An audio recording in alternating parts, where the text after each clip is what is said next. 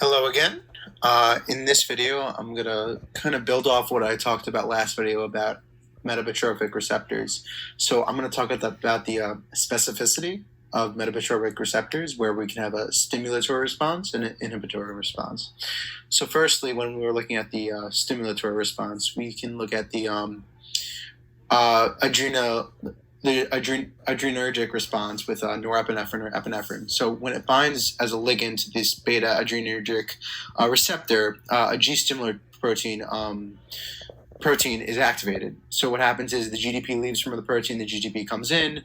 This dissociates the alpha subunit from the beta and gamma subunits. So once the alpha subunit is separated, it binds to adenylyl cyclase, and this adenylyl cyclase produces CAMP from the ATP. So it kind of cleaves it off to make cyclic AMP or CAMP. Now, with this increase in CAMP, what CAMP does is CAMP binds to PKA, which is protein kinase A.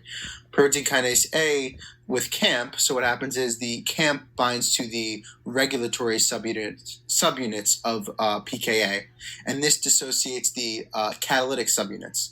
Now, the catalytic subunits, once dissociated, they will phosphorylate calcium channels, which will allow for the influx of calcium into the cell. And this could lead to, different things, a variety of things, from heart rate going up to muscle contractions to increase in action potentials.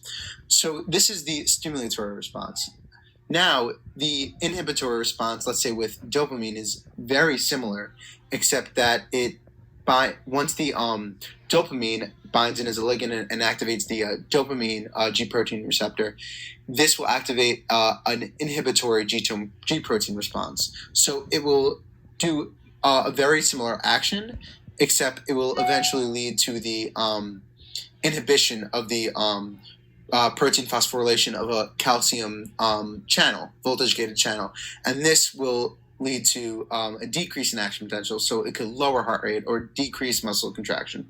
So when comparing these differences in these G protein specificities, we can see that G proteins can have a variety of actions, and depending on the specific ligand that binds and the specific receptor that is activated, this can control what response will occur.